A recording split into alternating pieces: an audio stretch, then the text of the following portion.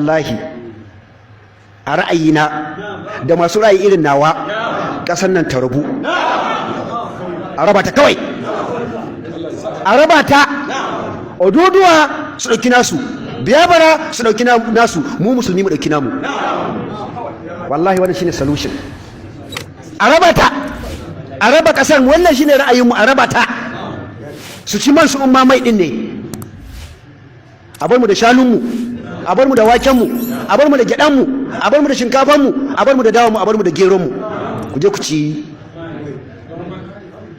ci fetur din ku je ku ci a raba kasar mu samu mu dabbaka shari'a musulunci ba wata shegiya Ngozi ko Dabora da za ta zo ta tsirara suke rabin mamanta a waje ta bata tarbiyyar ƴaƴanmu ta bata ba shegin da ta yi haka da sunan constitution ya bada right babu wannan a rabu kawai wallahi rabuwan kasar shine alheri ga musulunci ga musulmai wallahi tallahi shine kuma shine munafukan cikin mu da su ƙara bayyana mu gano su ko kudu ko arewa wallahi a raba ta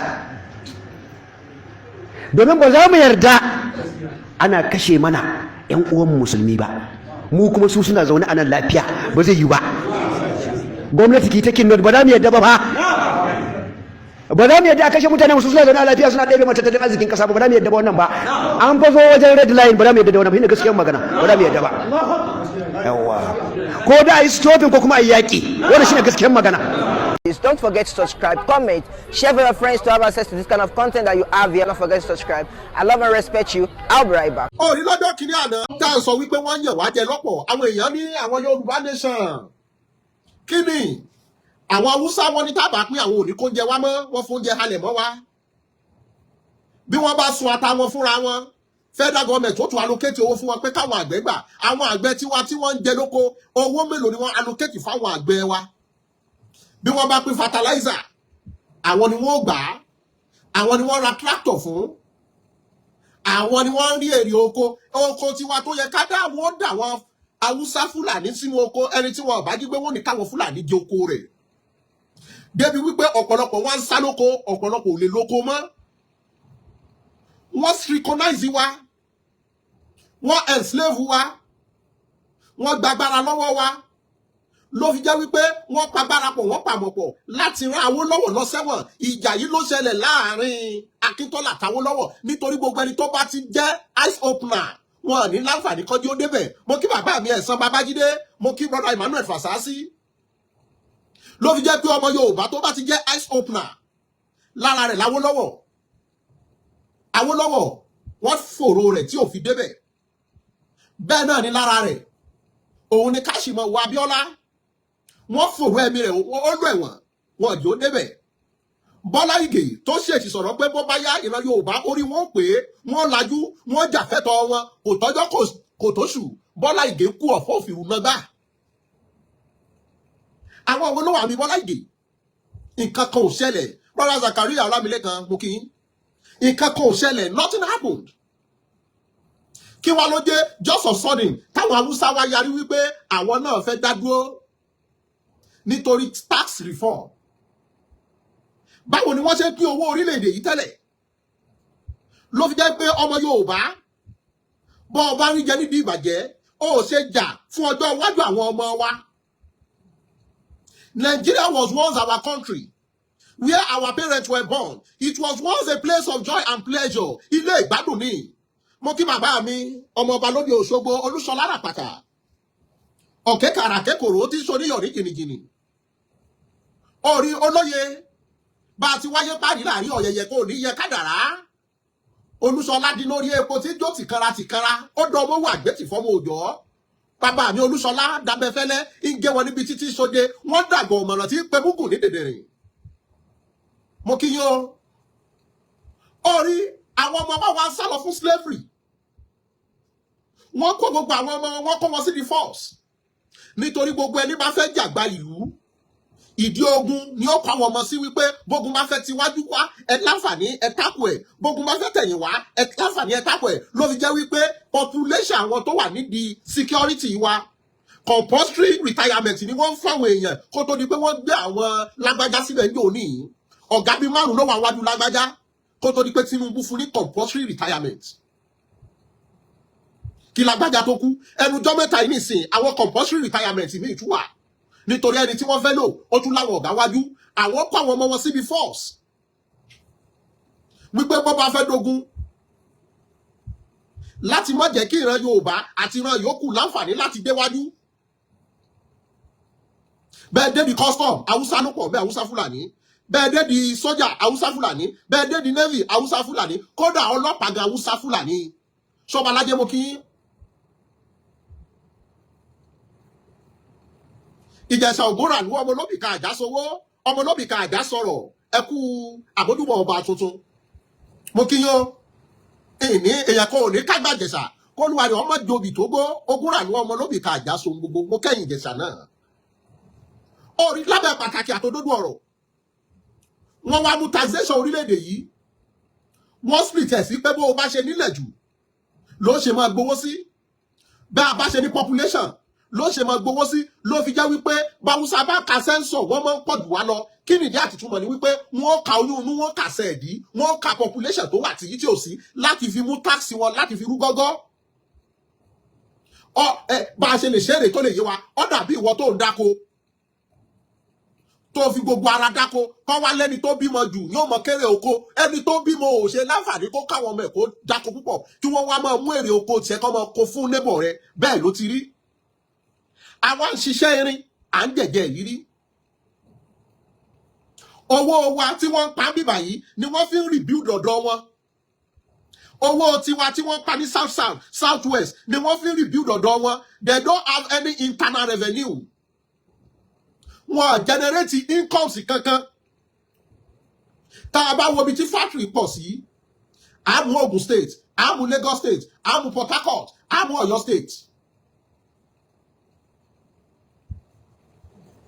àmọ́ àwọn nǹkan tí wọ́n wá generate yìí wọn àwa pin bí wọ́n ti ń generate owó yẹn wọ́n wá ń gbé lion share láti máa fi landscape àti population ló fi jẹ́ wípé àwọn láǹfààní láti gba region jù wá lọ wọ́n ní state jù wá lọ wọ́n ní senatorial seat jù wá lọ wọ́n ní honorable jù wá lọ láti jẹ́ pé kí owó yẹn lè máa generate síbẹ̀ dáadáa àmọ́ gbà tí wọ́n ti gbọ́ tax reform àtúntò owó tá a máa pín fáwọn ìlú kọ̀ọ̀kan wàhálà wá bára àwọn northerners forums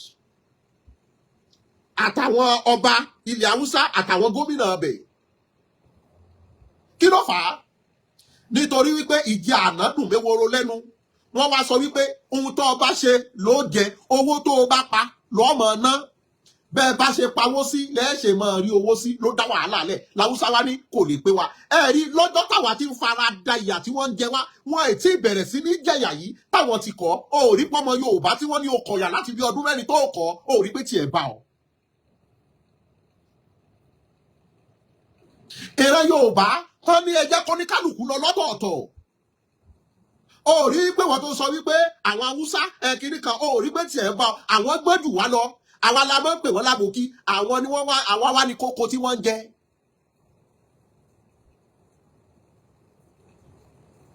cross river ṣe iṣẹ́ tá à ń ṣe ọ̀tọ̀ làwọn tí ń jẹ́ ẹ jẹ́ fún aláwọ̀ analysis lọ́dọ̀ wọn gbà kí àwọn bíúrì kí wọ́n wá láǹfààní kí wọ́n dá ní ṣẹlẹ̀ tẹ́ ẹ bá lọ sí ọ̀nà àlèpá pẹ́ńsìnìmà wọlé àbí tá a bá bọ̀ láti Ìkẹjà ẹ máa rí bí bíúrì ṣe gba ilẹ̀ lọ tẹ́ ẹ bá lọ sọ́nà Òkè Kòtò bíúrì gba ilẹ̀ lọ láti máa fi produce iṣẹ́ wọn ṣó mọ̀ pé wọn àgbà kí wọ́n wá ṣerú ẹ̀ sí north àmọ́ owó tí ó ń jáde láti bíúrì yẹn àwọn north ń gba lion share àwọn èèyàn wa ló sì mú ọtí ó lè fa diabetes ọtí ó lè jẹ́ lòmíì nífun ṣó mọ̀ wípé àwa la gbà wọ́n láàyè àwa la sì ń mú ìran Yorùbá àwa ni tá a bá fẹ́ ṣènáwó àpà màlúù bíi mẹ́rin á tún fúnyàn màlúù tá a bá fúnyàn màlúù àwa lára ọtí ẹran ní òkọ̀kọ́ tán àwọn èèyàn ó mu ọtí lámúyàwèrè ẹlòmíì ó kò sí kọ́tà àwọn àyí owó ẹni tó wá lóhùn òfin ọtí kan wá dálé sí ọtí lẹ̀ àwọn wá ń gba owó lápẹẹrẹ ó ń ṣiṣẹ́ mẹkáníìkì ọwá lọ́mọbìnrin tó ń fẹ́ lọ́kùnrin ọwá ní ìyàwó mi aṣọ mẹkáníìkì mi yìí dákun bá ń fọ̀ ó wá mú aṣọ yẹn báyìí pé èmi ò lè fọ̀ o òun ló sì ń náwó ṣé oríire ó pè láti tún fún lówó lọ́la o mú owó bóyá kó gbẹ ní ọ ìyàwó rẹ wá sọ pé má fọwọ́ kàn mí owó ògbẹ ṣó yẹ kó o tún fún lówó lọ́la kó rìrì ò bá dàrú iléeṣẹ́ sìgá ọ̀dọ̀ wa ló wà àwọn èèyàn wa ló ń fa sìgá wọ́n dẹ̀ kọ síbẹ̀ pé smokers are liable to die young àwọn èèyàn wa ló mú ọ̀tọ̀ làwọn èèyàn tó ń gba lion share tẹ́ ẹ bá délé ṣá àwọn níléeṣẹ́ trophy ń bẹ owó tó bá jáde ń bẹ àwọn kan gbà lọ́hùn-ún kò wá sí owó kan táwọn generate wá sọ́dọ̀ tiwa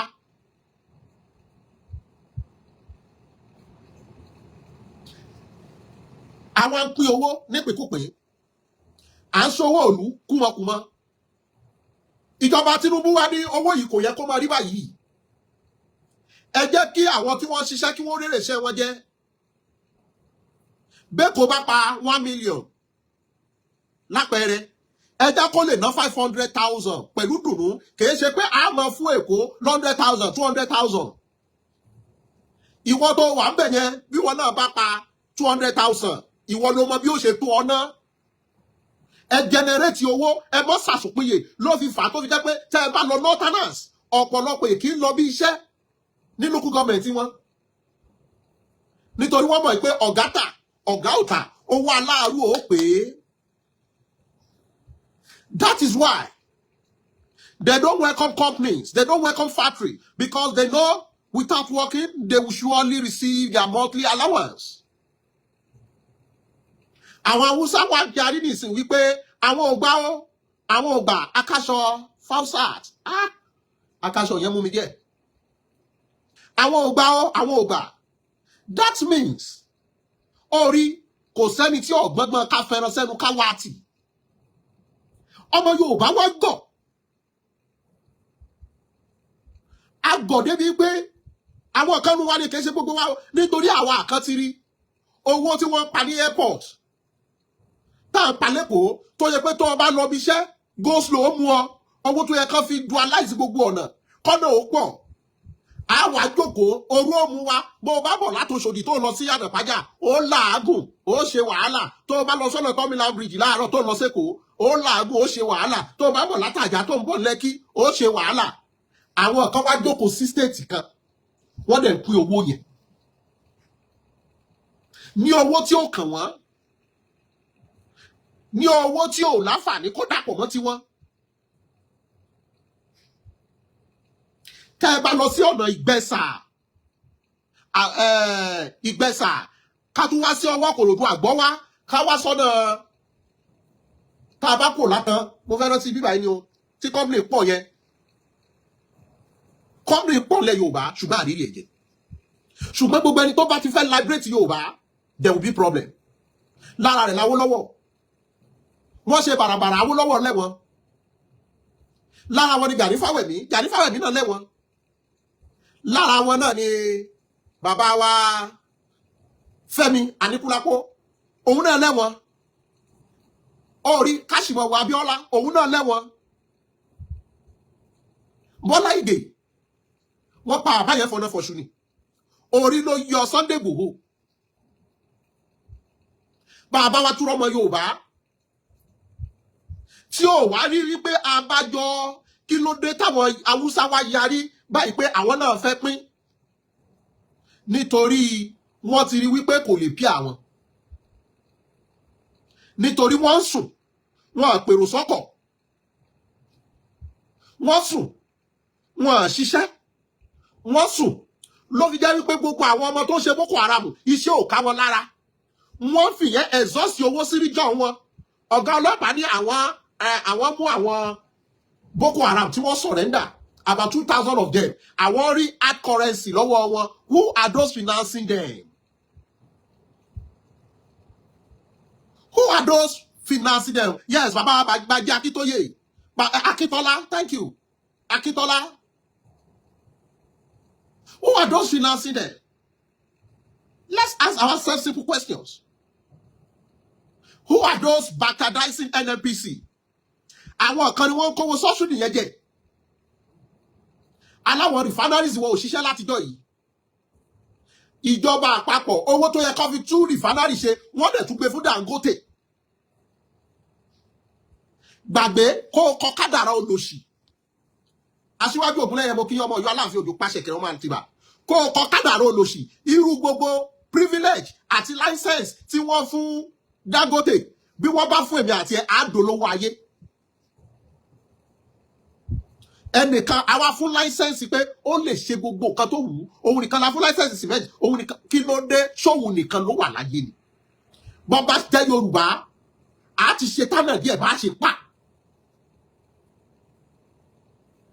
Kí ló dé ta kì í ronú? Mo kí brother mi ọmọ ẹ̀gbọ́n ọmọ níṣàbí ọmọ agbóngbò àkàlà ọmọ fipá kọ ayọ̀rẹ̀gbọ́n rẹ̀ súkẹ́súkẹ́ ọmọ ẹ̀gbá ìgbà gbogbo ọmọ aláké ní ọmọ agbódò lọ́wọ́ ogun adé orí ẹ̀gbá ṣẹ̀kẹ̀rẹ̀ olówó ẹyọ àná tòjú tẹ̀rùn. Alájì ọ̀kan lọ́mọ mo kí aláwọ̀ sára mi kún mara àbà. Orí ìgbà tí Tinubu wá débẹ̀ yìí ó wá ṣe tax reformer. Tax reformer yẹn ni wọ́n wá jẹ́ ká mọ̀ wípé ẹ má jẹ́ àṣìṣẹ́ bí erin ká mọ̀ jẹ̀jẹ̀ ìrírí ìran Haúsá náà wá ní àṣetán láti pín láti máa lọ. Kí ló dé tí wọ́n fi ṣetán láti máa lọ? Ìyá mi Olúṣọlá mo kí yín. Nítorí wípé internal revenue bẹ́ẹ̀ kò bá generate bí 20 billion. Èkó láǹfààní láti náwó yẹn sí state yẹn wọ́n á gbé lọ sí federalism. Federalism yẹn is a scam. Wọ́n wá rí wípé Tinubu ti gbé kíní yẹn wá pé owó tó ní kálukú bá pa lẹ́nu iṣẹ́ rẹ̀ ní kó ná. Ló fi jẹ́ wípé àwọn wọn kì í lọ síbi iṣẹ́. Lọ fi ní senatorial district jù wá lọ. Kò sí ohun tí wọ́n ń pè ní Western Regional. Láyé àwọn Awólọ́wọ̀ tí wọ́n fi ní kòkó àṣùṣe ju wípé owó tó ní kálukú ń pa lórí kálukú ń ná láyé ara ẹ̀. Ṣùgbọ́n olóyè Sunday Igboho bàbá Bánjí Akíntóyè àtàwọn ọ̀jọ̀gbọ́n rí wípé kò yẹ kó máa lọ báyìí kí ló dé táwọn kó máa ṣiṣẹ́ táwọn kó máa jẹ́ Tinubu náà wá rí pé this is unfair. Why? Táwọn kó máa ṣiṣẹ́ táwọn kó máa jẹ́ àwọn èèyàn wa ni wọ́n mọ̀ gógóró bẹ́ẹ̀ bá dé gbogbo bus stop ẹ mọ̀ rí jẹ́ kó lè jẹ́ kó mọ̀ pakuru mọ́ àwọn kan wọ́n ń gba táàsì ẹ̀ wọ́n dẹ̀ láwọn ò fẹ́ lọ́dọ̀ wa ọ̀pọ̀lọpọ̀ àwọn ọ̀dọ́ wa náà ti di ológogoro. Tẹ́ ẹ bá kó Ìkẹjà tẹ́ ẹ padà sọ́dọ̀ fẹ́ sinimá tàbí tẹ́ ẹ fẹ́ gbàjà ọgbà ẹ lọ wo bíúrì wọ́n gbalẹ̀ lọ owó tí wọ́n pa ń bẹ̀ àwọn kan náà àwọn northerners owó tá ń generate àwọn kan ni wọ́n ná àmọ́ bí tí ọ̀pọ̀lọpọ̀ ti misquote tí wọ́n pè ní Yorùbá nation sí traditionalists nígbà tí our daft ẹ lè expect wípé kí Yorùbá nation dúró káwá expect wípé Ifá ni wọ́n mọ̀ dá lọ́fíìsì a kàn fẹ́ gba nation yẹn gẹ́gẹ́ bí orúkọ ìran wa gẹ́gẹ́ bí Biafra land Arewa land we are going to use the constitution ohun tí wọ́n fi canvas ọ̀pọ̀lọpọ̀ torí ẹni omi fi dàrú nìyẹn wípé àwọn oníṣẹ̀ṣe ta fẹ́ padà sáyé àwọn babaláwo ni no we draft our constitution òfin wa là á lò bàbá Bánjí Akíntóyè òṣòrífà Sunday Igboho ṣe babaláwo àwọn ọ̀jọ̀gbọ́n àwọn àfáà wà ńbẹ̀ àwọn pásítọ̀ wà ńbẹ̀ a kàn fẹ́ fi orúkọ yẹn ó dàbí ká fẹ́ fi orúkọ company kan rajà jáde gẹ́gẹ́ bí pé we are Yorùbás and we draft our constitution ò ní ṣe pẹ̀lú ẹsẹ̀ ẹ̀fá constitution ò ní ṣe pẹ̀lú ọ̀sán yìí constitution ò ní ṣe pẹ̀lú Bible àbí Quran òfin ìlànà tá a fẹ́ máa lò lórílẹ̀‐èdè wa àmọ́ pọ̀lọpọ̀ wọ́n wá ní àwọn tí wọ́n gbé Yorùbá nation dání o ìbabaláwo ni wọ́n o jágbàgbé mo mọ̀tẹ́ mo mọ̀lé mo mẹsẹ̀ Bíbélì mo mọ Kùránì ṣé yẹn tí wàá sọ mí di babaláwo ọ̀tọ̀ lẹ̀sìn ọ̀tọ̀ níjọ́sìn ọ̀pọ̀lọpọ̀ wá wo kíní yẹn bí pé àwọn wo náà gbé lọ́wọ́ mọ́ wọ àwọn tí wọ́n gbé lọ́wọ́ ìwọ náà you can start your own in your garden. Now the northerners are now ready to split. Why? because they are not contented with the sharing of the taxation. Nígbà tí Buhari wà ńbẹ̀, they are okay because of the sharing of the VAT monthly. Inú wọn dùn pẹ̀lú bí wọ́n ṣe ń pín owó. Àwọn Hausa wọ́n ní àníjẹ́ kí Biafra lọ. They are losers. Nígbà tí Igboho bẹ̀rẹ̀ pé a fẹ́ lọ, àwọn Hausa wọ́n láwọn ò nígbà kí Yorùbá nation lọ. Wípé Sunday Igboho is a tout, is a quack. Baba Banjo Akintoye, a old man, kini kan. But why are they ready now? Why are the Northerners ready to re-strategize and not contented with the sharing of the taxes? Because of the reform of the tax. Now, why don't the Southerners, the Yorubas, think deeply?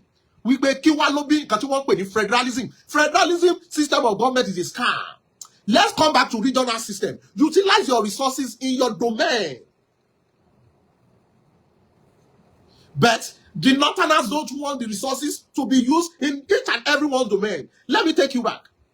During our Awolowo regime, láyé Awolowo, nígbà tí à ń gba táàsì wa fúnra wa, owó kòkó yẹn ló bí èmi làwọn Àgbẹ̀kọ̀yà, owó táàsì yẹn ni wọ́n ń gbà lọ́wọ́ wọn gbà yẹn. Owó yẹn ni wọ́n fi kọ́ Cocoa House. Owó yẹn ni wọ́n fi ṣe NTA. Owó yẹn ni wọ́n fi ṣe ọ̀nà Ìbàdàn s'Èkó. Owó yẹn ni wọ́n fi ṣe Old Ìbàdàn Expressway. Owó yẹn ni wọ́n fi ṣe àwọn ọ̀nà tá a bá lọ sí láti Ọ̀ṣun, tá a bá gba ọ̀nà Ìwó, tá a bá fi já sí Ìbàdàn. Owó yẹn ni wọ́n fi ṣe àwọn ọ̀nà yẹn gbà yẹn. Táàsì èlò ni wọ́n rí gbà yẹn tí wọ́n lò dáadáa. Káwa ní nísìn tí gold ti wà. We have a lot of mineral resources. Let us use bí wọ́n bá wọ́n ṣe ń wa gold ń fẹ̀. Wọ́n gbọ́dọ̀ lọ jíyìn ní federalism. Kí ló fà á? Ibẹ̀ ni ìwọ Yorùbá àbí Southerners wàá rí wípé ìrẹ́jẹ yẹn pọ̀ lápọ̀jù. Ìwọ lọ ra màlúù lọ́la. Wọ́n á sọ fún ẹ pé ó sanwó làádà. Ta ló ń gbowó làádà yẹn? Sẹ́ríkì tí wọ́n fi jẹ́ sádùúgbò yẹn ni wọ́n ń gbà fún. Ó ti rẹ́rọ̀ o. Dandan ni kó o sanwó làádà, ó sì tún sanwó okùn. Bó o bá rẹ́rọ̀ $500,000 nítorí 10,000 àbí 5,000 owó làádà wọ́n ní fún ẹlẹ́rọ. Wọ́n ní fún ẹ màlúù. Ṣé wọ́n tó bẹ̀ kó o tata? Kó o má fún wọn láìlọ́nù. Ṣé wọ́n tó bẹ̀ kó o ta iṣu? Kó o má fún wọn lápò tí wọ́n fi gbé. Ṣé wọ́n tó bẹ̀ kó o yan gàrí tán, kó o wọn gàrí fáwúsá, kó o wá ní okòwò làádà. Kó o wá ní kí ló fẹ́ fi ṣe, kó o ló fẹ́ lọ fún baálẹ̀ tó wà ládùúgbò yìí.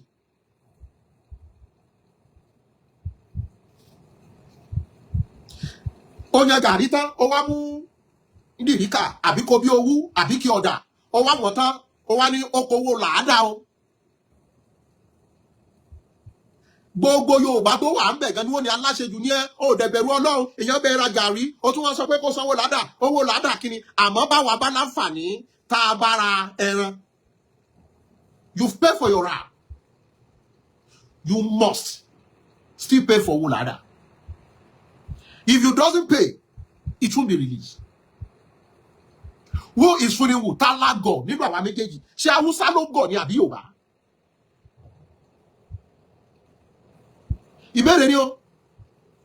Bẹ́ẹ̀ bá di abattoir, tá ń pè l'abattoir. Àwọn wo ló jọ̀gá ńbẹ̀? Tẹ́ ẹ bá dé oríta Fágbà, Hausa ló jẹ ọ̀gá àwọn ọlọ́kadà ńbẹ̀. Àwọn ni wọ́n já ticket. So, wọ́n ti wá amend gbogbo constitution yẹn tó yẹ pé àwọn ló favour. They have more local government than us. They have more states than us. Wọ́n ní state ìdàwọ̀ àtàwọn Yíbò lọ. State mẹ́fà péré làwa ní. Alọ́ṣun, Alọ́yọ̀, Alẹ́kọ̀ọ́, Alóńdó, mo ló tún kù sí. Alẹ́kìtì, àní Ògùn, mẹ́fà yẹn náà ni. All the tax being generated there is being split with an atlas man pẹ̀lú ẹ̀mí ìkà. Kí ló dé tí wọ́n pariwo Èkìtì, mo ti dákọ̀ Èkìtì. Kí ló dé tí wọ́n pariwo? Because of tax reform. wípé ohun tó bá ṣe ni kò jẹ, ohun tó bá ní ni kò ná. Má dúró de owó olówó bí ẹni pé à ń padà sí regional system of government. Utilize what you achieve. Èrè rẹ ni kò ná. Iye tẹ́ẹ̀mọ̀ rẹ́bìtì sí ọ̀dọ̀ federal yàtọ̀. Àwọn Haúsá wa ní àwọn ò fẹ́. Ẹnu Haúsá kò. Gbogbo àwọn gómìnà ilẹ̀ Haúsá gbogbo wọn wá yarí. Ṣó mọ gbogbo ilẹ̀ bàbá rẹ táwọn China ti rà. Lọ sọ́nà Ìgbẹ́sà. Tó bá kò ní Ṣàngó tó lọ sọ́nà Àtàn tó lọ sọ́nà Ìdíròkò. Wọ́n pẹ̀lú kan ní Ìgbẹ́sà. Àwọn China ti ra gbogbo lẹ̀ tán tí wọ́n fi ṣe company. Lọ sọ́nà Àgbárá. Kí wá lè re wa. Nígbà tó ṣe pé gbogbo ogún ní wa à ń ṣe bí gbogbo evaporation àwọn èéfín gbogbo àwọn chemicals tí wọ́n lò ara ló ń fàbọ́ sí. Ta ló regulate? Is there anyone regulating atmosphere in Nigeria?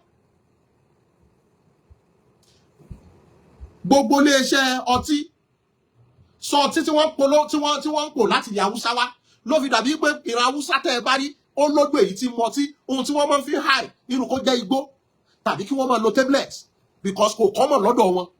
Ó lójú Haúsá tẹ́ lè rí tó mu ọtí. Àwọn náà dẹ̀ máa high. Irú kan máa ló jẹ́ pé èmi làwọn tramadol, refnol, àwọn oògùn àwọn ọmọdé yẹn àwọn ni wọ́n abuse ẹ̀jù nítorí kò sábà sí ọtí lọ́dọ̀ wọn. Ló jẹ́ pé tẹ́ bá àwọn Haúsá tó ń gbẹ́ kínní tablet náà wọ́n sábà lò tàbí kan fa igbó. Highness tí wọ́n nìyẹn. Àwa la gbọ́ lọ́tí láàyè. Owó tá a wá pàdé ọtí àwa tún ṣẹ̀ fún wọn. Wọ́n tún gba láyọ̀ ṣe ẹ̀. Tinubu wa ní let's make amendments. Whatever resources you have on your land, whatever taxes you are able to achieve monthly, that is the way we are going to be sharing the VAT every month. The Northern Forum say they don't want it. The Northern Governor Forum say they don't like it. Why? Ibẹ̀ ló ti mọ̀ wípé Nnamdi Kanu ògo. Bẹ́ẹ̀ ni bàbá Abájá kí tó yà tí Sunday Igboho orí wọn ò dàrú. Àwọn ni wọ́n tètè rí pé iṣẹ́ tá à ń ṣe làwọn kan jẹ. Tí wọ́n bá ní kí wọ́n fún wọn ní nǹkan oko. Bá tiẹ̀ mọ̀ pé aláwọ̀ olóṣèlú táyé wọn tó jẹ́ olórí burúkú lẹ̀ Yorùbá. Double fertilizer ni wọ́n fún wọn lọ́hùn. Ìwọ̀n báyìí tá a bá tún rí dá lọ́dọ̀ wa, wọ́n kọ́ àwọn Fúlàní jẹ́kójẹ́kó àtàwọn gírìngàn kú pé ẹ lọ jẹ wọn lóko kán lè wá rà á. Ló fi jẹ́ pé àsìkò sí tí tòmátì Yorùbá bá jáde, tòmátì Haúsá ó máa ń di yẹ̀yẹ́.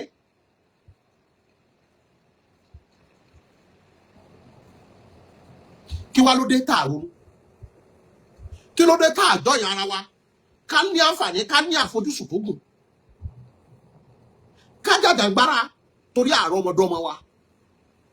Àwọn kan ti fẹ́ jàjà yìí, wọn ò rí jà lájà yìí. Awólọ́wọ̀ gbìyànjú kó tó di kó lọ. Akíntọ́lá ṣe wọ̀nba tó lè ṣe. Ká sì mọ̀ wọ Abíọ́lá. Wọ́n rọ lẹ́wọ̀n. Fẹlá Aníkúlápó. Ó ní zombi ò zombi. Wọ́n rọ lẹ́wọ̀n. Gani Fáwẹ́hìnmí. Ó pariwo títí. Bọ́lá Ìgè. Lọ́jọ́ tó lóhùn ọ̀fùmọ̀ jà fúnra Yorùbá ni wọ́n padà nù. Mélòó la fẹ́ kàmí yá dípèlé. Ta ló mọ orúkú tó pa Lágbájá? Ṣé bí Ògèdè wípé ó ń bá wọn Boko Haram jà? Ó ń wọnú igbó fúnra rẹ̀. Bóyá wọ́n kò kàn mọ́nu air condition fún ní àbí òun náà kú dànù. Ìran Yorùbá tó yẹ ká ṣọ́ra wa lóṣùṣù ọwọ̀. Àgbájọwọ́ la fi ń sọ̀yà, ọwọ́ kò gbẹ́rù dórí. Ìran ikán pawọ́pọ̀ wọ́n mọ lélá. Ìran èrò àwọn pawọ́pọ̀ wọ́n màjìyàn. Àwọn oyin wọ́n pawọ́pọ̀ wọ́n ṣafárá torí ọjọ́ iwájú àwọn ọmọ wọn. Kí ló dé tí ohun wọ̀nyí ṣọ̀kan? Lọ́rọ̀ tax reform yìí, ohun Haúsá ó ṣọ̀kan. Lọ́rọ̀ tax reform yìí, gbogbo àwọn ọba nílẹ̀ Haúsá ohun wọn ṣọ̀kan. Lórí ọ̀rọ̀ tax reform yìí, Northerners forums ohun wọn ṣọ̀kan. àmọ́ bọ́ bá di ọ̀dọ̀ tiwa èèyàn kọ́ mọ dún wọn wájú èèyàn kọ́ mọ yá ṣé bíbẹ̀ láti rọ́bà aládé tó ní kọ́ mọ gbé ṣẹ̀ríà bọ̀ ṣé ṣẹ̀ríà ni wọ́n fi gbé lórí oyè amẹ́nu yóò bẹ́ẹ̀ kì í kò ṣé ṣẹ̀ríà ni wọ́n fi gbé ọba yẹn lórí oyè àbí àjọ ṣẹ̀ríà ni wọ́n dá délé lórí àbádé ṣẹ̀ríà ló dé.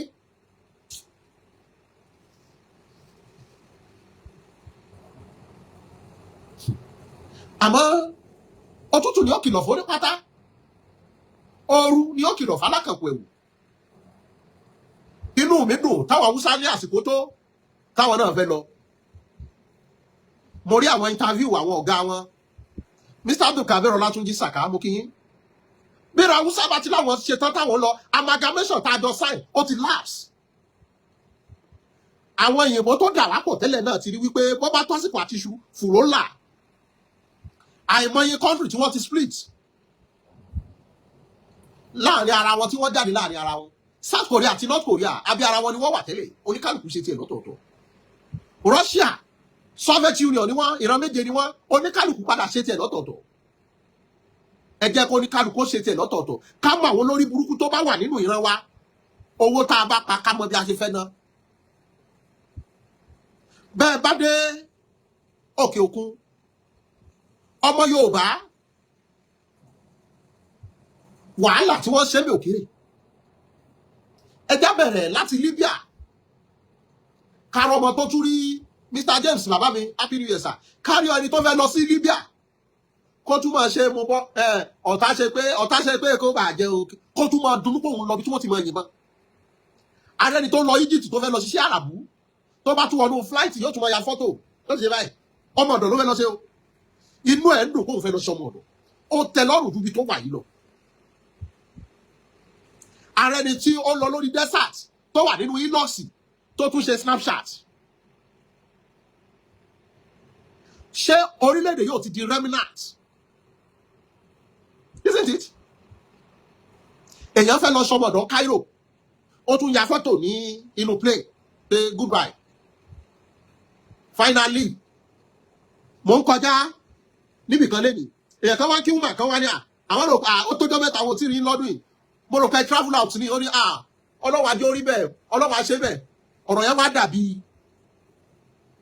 orí bákan lára mi mo wá jókòó mo wá wò pé ṣé o fẹ́ lọ travel nísìn ó ti di oríire tí ẹ ṣe pé o fẹ́ débẹ̀ o kàn fẹ́ lọ kówó owó rẹ ló fẹ́ fi lọ you will work hard before you can achieve you pay your tax you pay your bills still yet ó sì tún ṣe ládùúgbà pé ọlọ́wà jẹ́ orí bẹ́ẹ̀ ní ọdún tá a wọ̀ yìí mo wá ń rò pé èèyàn fẹ́ lọ ṣiṣẹ́ bí ẹni máa kú ó sì tún gbà ládùúgbà kí ló fà á economy àti situation orílẹ̀-èdè tá a bára wa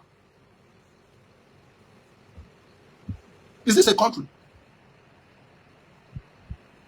tẹ́ ẹ bá fẹ́ rájẹ sílé o gbọ́dọ̀ fúnyàwó ẹ̀ at least 200,000 tó ń jẹ yẹn fi máa tó yín fún bóyá 3 weeks or a month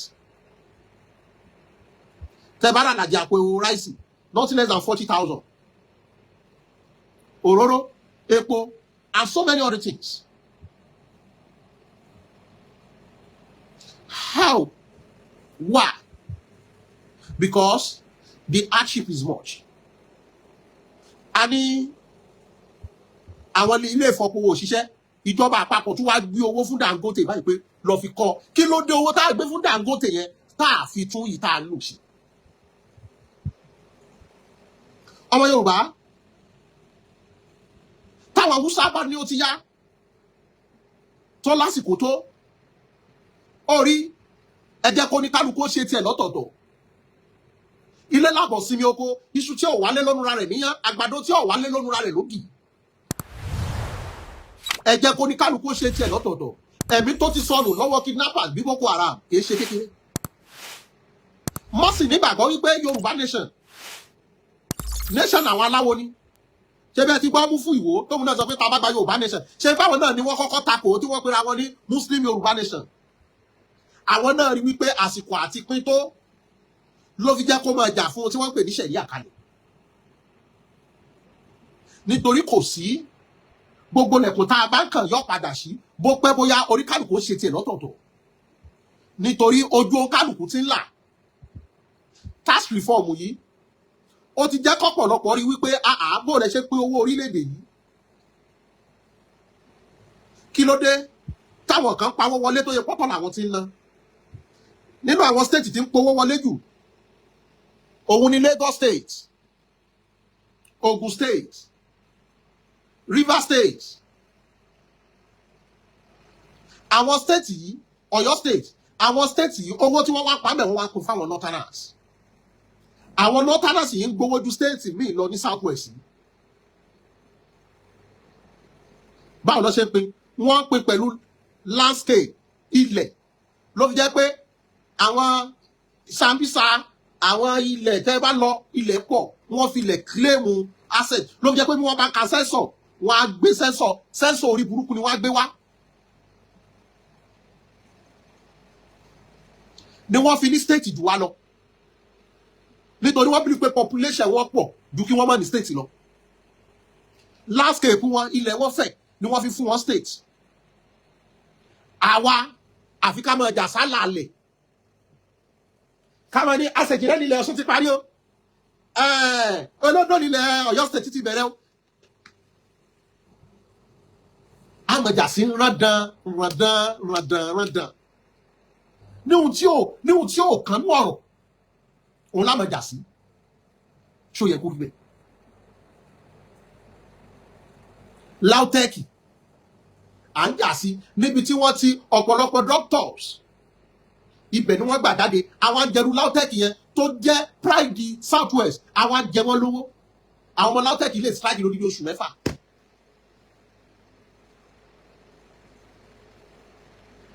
Is that life? Yorubas, you better wake up from your slumbering. So about the slumbering, if it all in Toby, thought in ham. Awusa, wọ́n ti ṣe tax yẹn gbogbo àwọn northerners leaders forums wọ́n láwọn fẹ́ pé àwọn northerners forums wọ́n láwọn fẹ́ pé àwọn kábíyèsí wọn wọ́n láwọn gba tax yẹn àwọn governors wọn wọ́n láwọn gba tax yẹn àwọn senators wọn wọ́n láwọn gba tax yẹn kí ló dé? Àwa tá a ti jẹ òkèlè wọn gbẹrẹ fún àpariwo níjọ́ tí wọ́n fẹ́ ọbẹ̀ kúrò lórí òkèlè tiwọn wípé kí ló dé tẹ́ bu adúrò ọbẹ̀ yìí tẹ́ fi ń jẹ̀bà wọ́n wá pariwo táwa ló gọ̀ yóò bá àwa la gọ̀ pẹ̀lú àwọn òpònú adarí tá a ní tí wọ́n sign àwọn ìwé yẹn Ọbásanjọ́ ṣe o àbí bẹ́ẹ̀ kọ́ Tinubu rí ó pé àìlè yóò bójú mu Àkànbí mo fẹ́ bá fèyí ṣe lọ. This is ODUA TV Watch. Don't forget to subscribe, comment your opinion, like, comment and share so that other people can get access to what you enjoy on our channel. Thank you. We love you.